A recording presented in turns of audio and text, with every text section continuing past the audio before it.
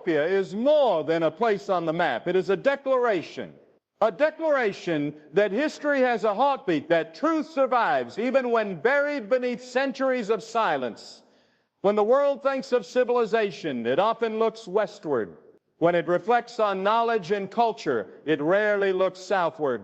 But in the hidden valleys and highlands of Ethiopia lies a testimony that has endured through fire, invasion, colonization, and global erasure. This is not just a country, it is a symbol. It is the living proof that greatness was born in places where the world least expected. Ethiopia was not a random nation in history's long line of kingdoms. It was chosen for a reason, preserved for a purpose, and protected by a power that could not be colonized. When we speak of Ethiopia, we're not just talking about ancient stones and monuments. We're talking about a lineage, a legacy, a spiritual stronghold that has withstood the test of time. While empires rose and fell, while doctrines changed hands and languages were rewritten, Ethiopia remained a quiet keeper of divine mystery. It became the sanctuary of truths that others tried to destroy. It housed scrolls, traditions, and a people whose identity was rooted not in man's approval, but in divine appointment. Ethiopia's existence is not accidental, it is intentional. And the more you study it, the more you realize it carries something the world was never meant to forget. This is the land where ancient faith was lived out before Western interpretations ever arrived. This is the nation where sacred texts were preserved in languages older than Latin, where the Ark of the Covenant is still believed by many to rest, not in a museum, but in silence, watched over by a priesthood that needs no audience. Ethiopia's spiritual identity is not borrowed, it's original. Its claim to faith is not recent, it is ancestral. While others were taught religion, Ethiopia lived it. While others received translated truth, Ethiopia preserved the original rhythm of devotion. The roots run deep, not just in soil, but in soul. What makes Ethiopia different is that it never traded its truth for global approval. It never sought validation from colonizers. It never sold its soul for status. It held on to what it knew. It protected what it was given. That's what chosen means, not being more important than others, but being given a specific task, a unique responsibility. Ethiopia was chosen to guard what others would forget, to carry what others would distort, to live a truth that would one day be needed again. And that time has come because the world is awakening. People are searching for what's real, what's original, what wasn't built on empire, but on authenticity. And in that search, Ethiopia rises not in arrogance, but in truth. The story of this kingdom is not one of conquest, but of preservation. While history books tried to silence African wisdom, Ethiopia kept speaking through its traditions. While borders were drawn to divide the continent, Ethiopia remained uncolonized, untouched by European chains. That is not coincidence, it is design. When an entire continent was carved up and its stories rewritten, Ethiopia stood. When black identity was twisted and replaced with inferiority, Ethiopia reminded the world that royalty existed long before chains, that kings walked in Africa not in fantasy but in fact, that the black man was not born a slave but descended from dynasties. You cannot erase a nation that knows who it is. That's why Ethiopia is feared by historians who cling to whitewashed narratives. That's why it's misunderstood by institutions that don't want the truth out. Because once you uncover the full weight of Ethiopia's spiritual legacy, you have to revisit everything the world taught you about power, about religion, about identity. And when you do that, you start to see the divine fingerprints across this land, the prophecies, the patterns, the preservation. Ethiopia is not just black history, it is world history. And world history without Ethiopia is incomplete, manipulated, and misleading. There's something powerful about a people who never needed outsiders to define their worth. There's something sacred about a culture that held on to truth when it was dangerous to do so. And that's what makes Ethiopia different. While the world changed its story 1,000 times, Ethiopia kept the original. It didn't bend for the crown. It didn't kneel to foreign gods. It stood tall, carrying the weight of ancient purpose on its back. And for those willing to see, it's clear, Ethiopia was never forgotten by the Most High. It was set apart. Not for glory, but for responsibility. Not to dominate, but to protect something sacred. We're living in a time where truth is being uncovered again, where people are looking back to understand what was taken, what was hidden, what was stolen. And in that awakening, Ethiopia becomes more than history. It becomes a map to spiritual clarity, to identity, to freedom not defined by borders, but by knowledge. The Most High doesn't choose randomly. He plants strategically, and Ethiopia was planted like a tree beside still waters, unmoved by storms, growing in silence until the world was ready to listen again. Now is that time. The descendants of those who were scattered are returning, not just physically, but mentally, emotionally, spiritually. They are reclaiming what was taken, not out of revenge, but out of revelation. And when they look for the roots of their strength, their eyes will turn toward Ethiopia. Not for nationalism, but for nourishment. Not for superiority, but for understanding. Because this land, this people, this heritage carries keys. Keys that unlock identity, purpose, and divine alignment. So when you speak of Ethiopia, speak with reverence. When you study its history, do it with humility. And when you realize its connection to prophecy and purpose, don't just admire it, learn from it. Because Ethiopia's strength was never in armies. Its power was never in wealth. Its glory was always in its faithfulness, in its refusal to let go of what was sacred, in its unwavering connection to the Most High. And that's what the world needs now, not louder voices, but faithful ones. Not more buildings, but more roots. Not more opinions, but more truth. Ethiopia stands as proof that the Most High never forgets what He chooses. And when He chooses, He also preserves. You were not meant to only learn this truth. You were meant to carry it, to walk in it, to live, to be part of a generation that doesn't just look back at Ethiopia's greatness, but steps into the same responsibility to guard what is real, to preserve what is sacred, and to remind the world that no matter how far truth is buried, it always finds its way back to the surface. Ethiopia is that truth. It is the reminder. It is the hidden kingdom that's not hidden anymore. It was chosen, and now the time is come for the world to see why. Long before maps were drawn, borders were made, and colonizers arrived with crosses and crowns, Africa was already rich, not just in resources, but in revelation. This land wasn't waiting to be discovered. It was already alive with sacred rhythms, divine codes, and spiritual knowledge rooted deeper than the soil. In a world that often begins the human story in other lands, Africa stood as the original cradle, not just of life, but of light. It held truths that echoed across mountains and deserts, passed down in melodies, symbols, rituals, and oral traditions that preserved wisdom before any book was ever printed. But somewhere along the way, something shifted. What was once the heart of spiritual insight was rewritten, distorted, and strategically removed from the global conversation. This was not a mistake. It was a mission. And its goal was simple. If you erase a people's connection to the divine, you break their spirit without lifting a weapon. The world doesn't like to talk about how much it has borrowed from Africa, how faith systems, sacred rituals, and divine understanding that are now institutionalized in global religions once found their origin in African soil. The evidence remains buried beneath temples, encoded in pyramids, whispered through oral lineages that still survive among the elders. Africa's legacy is not just a footnote in the religious story, it is the foundation. It is where the spiritual dialogue began, where the stars were studied not for entertainment but for revelation, where the alignment of the sun, the movement of the rivers, and the rhythm of the earth were all interpreted through the lens of the Most High. Yet somehow the image of Africa became reduced to darkness, to backwardness, to void.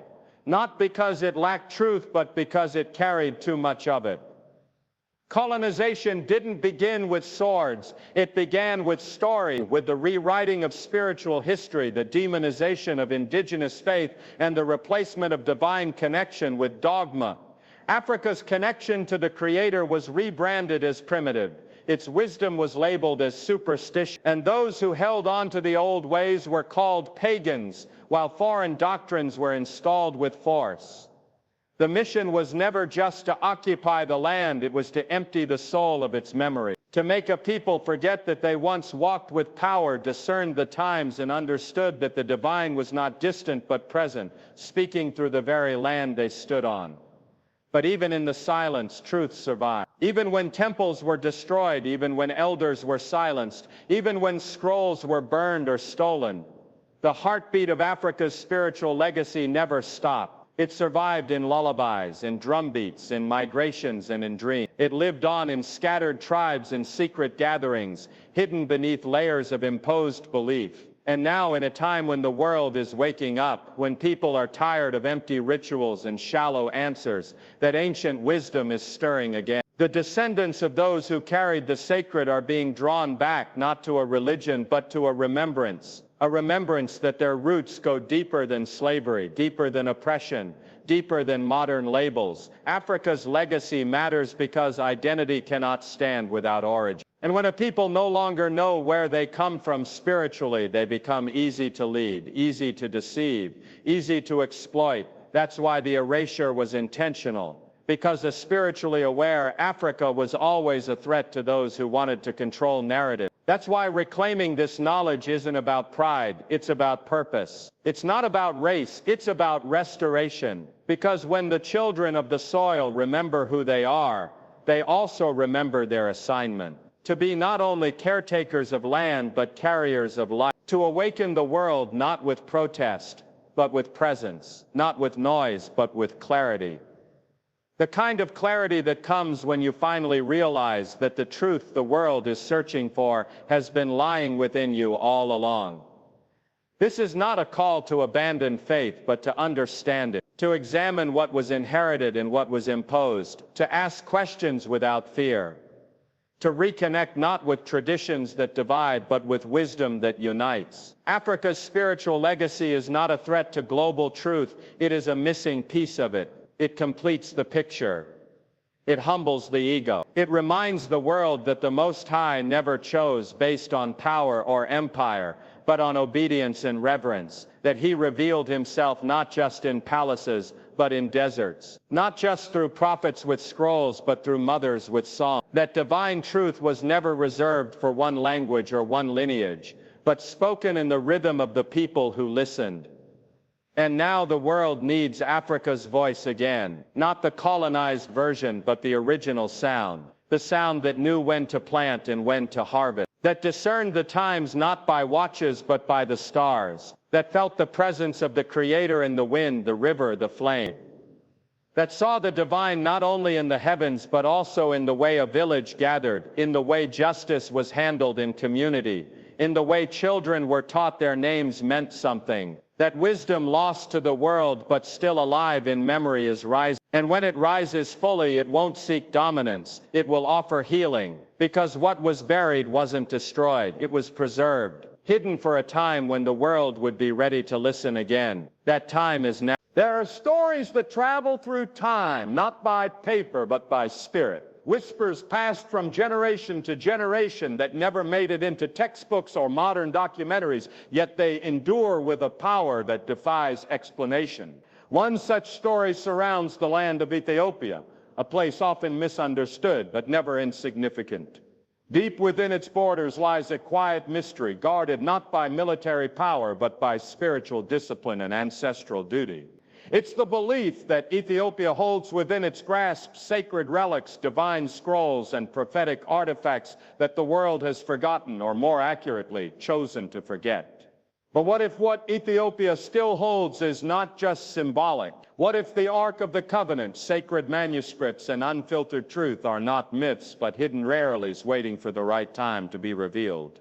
People often overlook why certain objects vanish from the public eye and never reappear. It's not because they're unimportant, but because their importance is too great to be left exposed. The ark, believed by many to rest in Ethiopia, has never been used for power or profit. It has never been showcased as a tourist attraction or leveraged for political gain. Instead, it remains in silence, watched over by a single guardian, a priest who speaks to no one about what he guards, whose life is entirely dedicated to prayer and protection. In a world obsessed with fame and attention, this secrecy speaks volume. It tells us that some things are too holy to be mishandled, too sacred to be paraded, too divine to be controlled by unclean hands. The scrolls and ancient writings that have surfaced from Ethiopian monasteries are older than many of the texts that have shaped Western theology. Written in Ge'ez, a language that predates Latin, these documents contain laws, prophecies, cosmologies, and wisdom that challenge mainstream timelines and narratives. These are not conspiracy theories. They are preserved artifacts held in mountaintop churches and stone libraries where time moves differently. The reason they've survived this long is because they were never meant to be touched by empire. They were protected in silence, not out of fear, but out of reverence. What Ethiopia holds is not just paper. It is a map to an origin story that was never meant to be erased.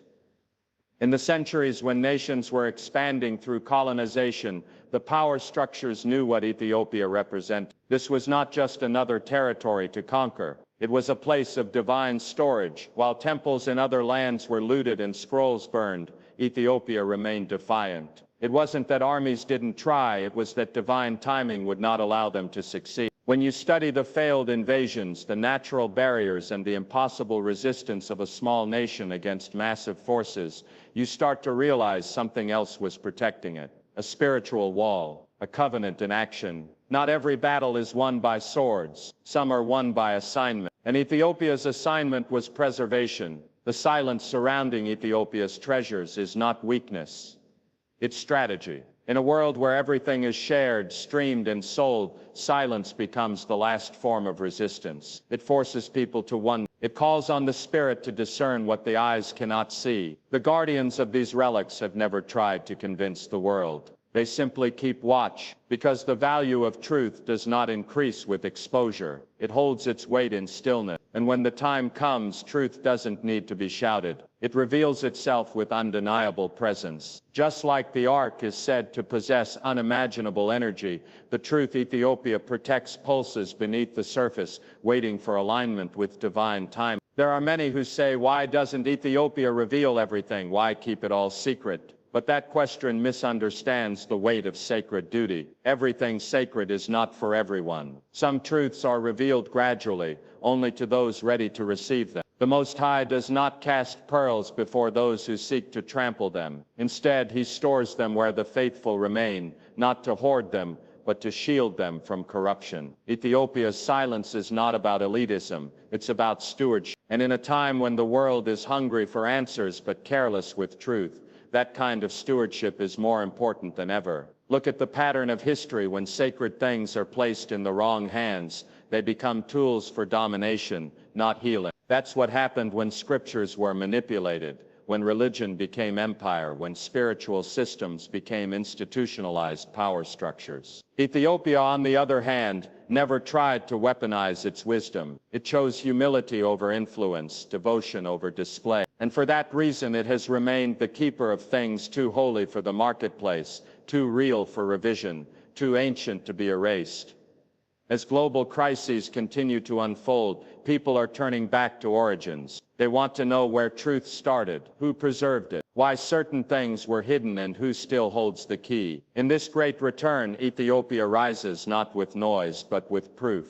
With temples still standing after centuries, with monks who memorize entire books passed down orally, with mountains that echo with chants never heard by outsiders. And in those places, perhaps still, are scrolls untouched by colonial hands. Maybe even the ark itself, not because Ethiopia wanted to be a mystery, but because it was called to guard what others would exploit. The world isn't ready for everything Ethiopia knows, but it's getting close. And as spiritual hunger grows, those who have preserved truth in silence will become the voices of alignment. The relics will speak. the scrolls will return. The silence will end, not with chaos but with clarity. Until then, those who are awake must study, must prepare, must remain humble. Because when the time comes, the truth Ethiopia still guards will not only rewrite history, it will restore it. And those who doubted will remember that silence is not absence, it's protection. And some treasures are hidden not to be forgotten,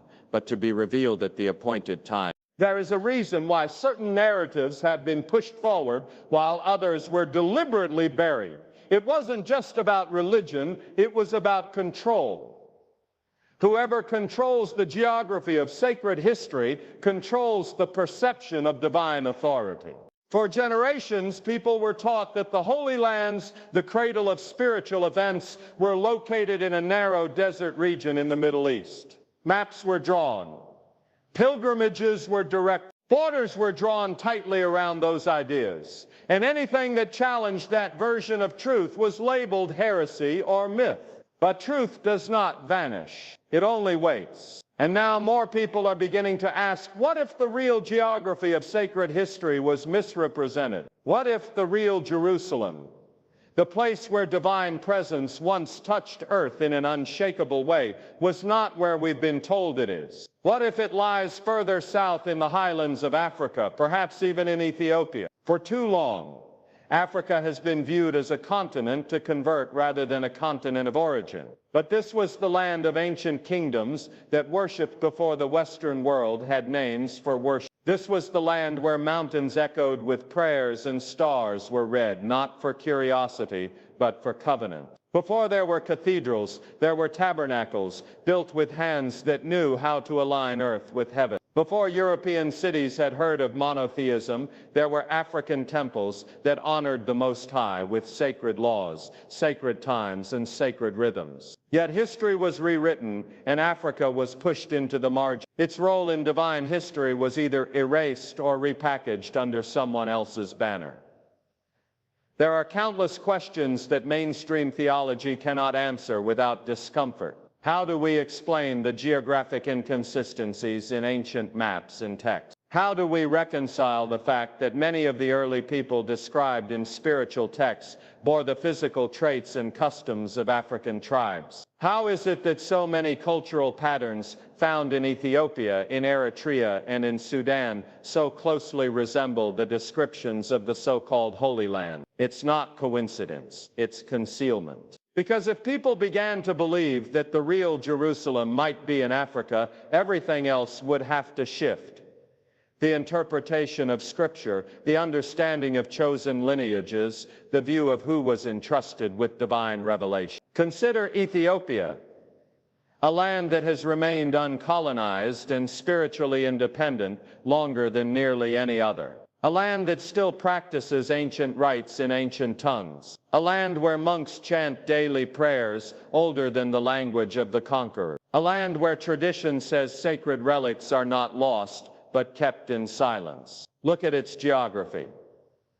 Lush mountains, high elevations, strategic rivers, and ancient ruins untouched by modern tourism or conquest. Look at its people, carriers of oral history, bloodlines unbroken, faith unwavering, even under pressure. If this land is not holy, then how do we define holiness? The notion that Jerusalem must be in the Middle East is more tradition than truth. The original scrolls never said Israel was where modern maps place it. That name was applied centuries later, driven by agendas and empires. But if you trace the steps of those who left records before imperial religion took over, you'll find paths that lead deeper into Africa. You'll find clues in language, architecture, customs, and even names of ancient towns that mirror biblical ones, not in sound, but in spirit. You'll see how the Nile, not the Jordan, fits many of the descriptions in ancient sacred writing. You'll see how the mountains of Ethiopia resemble the strongholds described in prophecies that have long confused scholars. To revisit the geography of the Most High's kingdom is not to disrespect faith. It is to honor it by pursuing truth with humility. It is to acknowledge that the divine was never limited by man-made borders. It is to see that perhaps the real Holy Land wasn't lost. It was just hidden. And not from everyone, but from those not ready to handle the weight of what it would mean. Because if the real Jerusalem is in Africa, then everything the world has believed about power, about history, about spiritual identity must be re-examined. It is not about replacing one location with another. It's about returning to origin. It's about healing the breach that has separated a people from their divine inheritance. It's about realizing that Africa wasn't just present in the background of sacred history. It may have been the very stage where much of it unfolded. The Most High does not forget. He does not misplace his throne. The holy place is where his presence was honored, where his people obeyed, where his covenant was kept. Not where politics built walls or where religion built monuments. Truth does not always fit into the comfort of tradition. Sometimes it calls you to go deeper, to challenge what you've always accepted, and to search until the facts align with the Spirit. This awakening isn't about superiority or nationalism. It's about restoration. Restoration of memory, of dignity, of purpose. It's about reuniting a scattered people with the truth that was always theirs to carry. And if Ethiopia or lands surrounding it hold the clues to the real Jerusalem, then that truth must not be feared. It must be followed, because the Most High doesn't bless lies with longevity, but truth. Truth will rise. It always does. Even if it takes generations, even if it must be found in the mountains, guarded by monks, whispered in prayer, or passed down in lullabies. The land is still there. The path is still marked. The geography has not changed. Only the world's memory of it has. And now that memory is returning. They didn't just enslave bodies. They targeted memory. They didn't only silence voices. They tried to erase identity at the root, across oceans and over centuries. A war has been waged not with bombs but with narratives, not with bullets but with belief systems. The aim wasn't only to dominate land, but to dismantle legacy. Black identity wasn't just challenged, it was strategically dismantled, redefined through distorted mirrors, replaced with labels that strip divinity, intelligence, and purpose. When you sever a people from their spiritual foundation, you don't need chains to control them. All you need is confusion. If you take away where they came from and redefine what they are, they'll no longer know where they're supposed to go. And yet, even through this long assault, some places were never conquered. Some truths were never rewritten. Ethiopia stood not because it was invisible, but because it was divinely shielded. It became a witness while much of the rest of the continent bled. As European powers divided Africa like a prize, Ethiopia resisted. It defied colonization not just with weapons, but with will, with spirit, with the kind of clarity that comes from knowing you've been set apart. That kind of preservation doesn't come from politics, it comes from prophecy. While the world was rebranding blackness as cursed, savage, and subhuman, Ethiopia was quietly holding a mirror that told a different story. A mirror that showed the black man as priest, as prophet, as builder of civilizations, as protector of scrolls, as holder of divine memory. The reason black identity was attacked so violently wasn't because it was weak, it was because it was powerful. Power that's rooted in divine awareness is the kind that threatens systems of control. The colonizers knew this. That's why they didn't just change names, they changed God. They swapped ancestral understanding for imported theology, turned oral history into blasphemy, and replaced wisdom with fear-based doctrine. They told black people they were cursed descendants, while hiding the fact that many ancient holy figures shared their features. They glorified European saints while erasing African sages.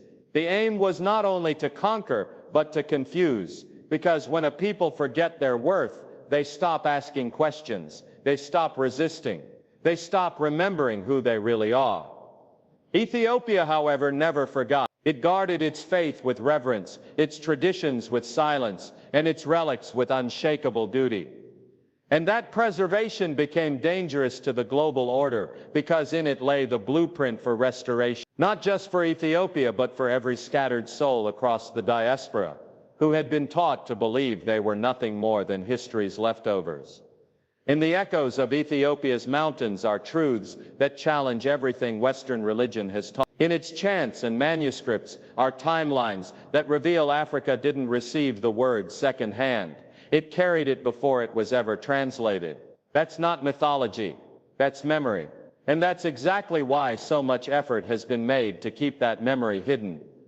But truth doesn't die. It survives through code, through culture, through spirit. And now the descendants of the scattered are hearing the call, not to revenge, but to remembrance, to trace the fingerprints of the divine on their own heritage, to stop looking for validation in systems that were designed to exclude them, to stop asking for permission to reclaim what was never truly lost, only buried.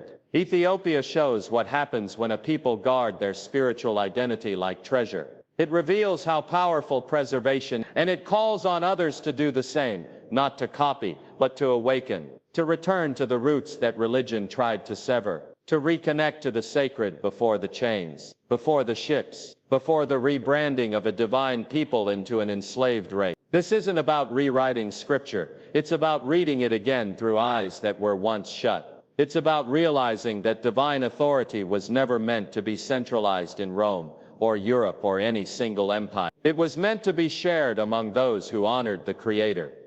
Not with their mouths alone, but with their lives, their laws, their culture. Black identity was attacked because it remembered, because it held on to rhythms and truths that predated cathedrals, because it carried oral traditions that challenged Western timelines, and because if remembered, that identity would shake every foundation built on falsehood. Now the scattered are starting to rise. They are no longer content with token inclusion. They're searching, studying, reclaiming, and reconnecting. And in that process, they're finding Ethiopia, not just as a country, but as a symbol, a living testament to what remains untouched by colonization, unbroken by propaganda, unbent by global pressure. That's not coincidence, that's covenant. And the moment that covenant is understood, everything changes. The world doesn't want that kind of awakening. It prefers silence, confusion, division, but the time for that is ending. Because when identity and truth collide, chains break, not just physical ones, but mental ones, spiritual ones, generational ones. And that's why it was hidden. That's why it was attacked. But now it's returning, through memory, through spirit, through. In every generation there are people who see beyond what they're told. They ask questions others are afraid to speak. They feel the weight of something sacred in their chest, even when the world laughs it off. These are the ones who don't follow trends. They follow truth. They may walk alone, but they walk in purpose. They're not loud, but their spirit carries power. They are the awakened ones, scattered across nations, raised in systems designed to numb their awareness. But somehow they still remember. Something deep inside them refuses to die. That remembering, that spark, that pull toward what is real. That is not imagination, that is assignment. The remnant is never the majority. They are few, but they are focused. In a time where truth is marketed and sold, where purpose is replaced with popularity, they are not swayed. They don't find strength in numbers, they find it in clarity. They know the path isn't supposed to be easy. They know the cost of awareness is isolation, sometimes even rejection, but they walk it anyway, because something bigger than comfort is calling them. Something ancient, something pure, something the world can't replicate. And when they look for examples of that kind of strength, that kind of preservation, they find Ethiopia, a land that carried its assignment with silence, not with spectacle. A nation that didn't seek attention, but fulfilled a purpose without applause. What the awakened can learn from Ethiopia is not just found in books, it's found in spirit. Ethiopia didn't fight to be seen, it fought to stay faithful. While other lands sold their identity for influence, it chose preservation. That choice came with sacrifice. It meant being misunderstood, underestimated, and often overlooked. But it also meant survival. Not just survival of a nation, but survival of something sacred. In a time where deception is packaged as truth, that kind of endurance matters more than ever. Because this generation isn't just facing distraction, it's facing distortion. Truth has been coded in entertainment, disguised as opinion. watered down by platforms that reward what's popular, not what's real. So what does spiritual resilience look like in a world like this? It looks like discernment that cuts through noise. It looks like devotion that isn't driven by likes or shares. It looks like waking up each day not to perform, but to align with purpose. The awakened ones must become disciplined. Not religious, but rooted. Not arrogant, but alert. This is not the time to blend in. This is the time to remember. To remember who you are, where you come from, and what your spirit already knows, but your mind has been taught to ignore. This is a call back to origin, not just geographically, but spiritually. Back to the kind of wisdom that doesn't change with seasons. The kind that flows from the Most High, not from trending opinions. Ethiopia held its ground not because it had more weapons, but because it had conviction. Conviction isn't loud, but it's unshakable. That's the kind of character the awakened must carry now. The world doesn't need more influencers, it needs more intercessors. It doesn't need more talk, it needs more testimony. People who've been through the fire and still kept the truth. People who've seen the deception and still chose discipline. People who've lost friends, lost platforms, lost comfort, but never lost their connection to the Creator. That is the remnant. And their strength doesn't come from being seen. It comes from being aligned. That's what Ethiopia shows us. That alignment doesn't always bring applause, but it brings preservation. It brings protection. It brings legacy.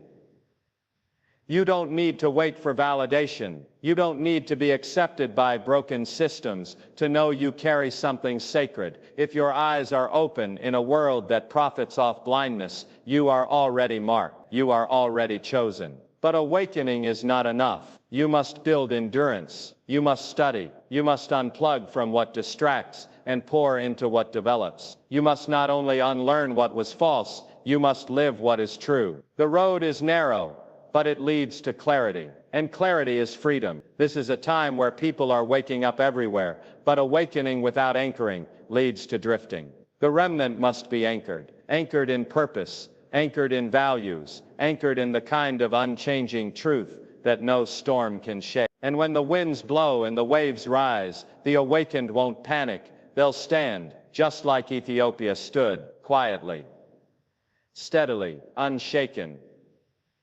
That's not mythology, that's a model, and it's one this generation must study. Not to imitate geography, but to inherit character. It's not about shouting louder, it's about standing stronger. Not about arguing for truth, but living it so clearly that deception can't stand near you. This is the season for quiet builders, for truth carriers, for those who move in alignment, not applause. Because when the noise fades and the lights dim, the only thing that will matter is whether you were faithful to what you were called to carry. That's what makes you different. That's what makes you chosen. That's what makes you part of the remnant. And like Ethiopia, your strength won't come from what the world gives you.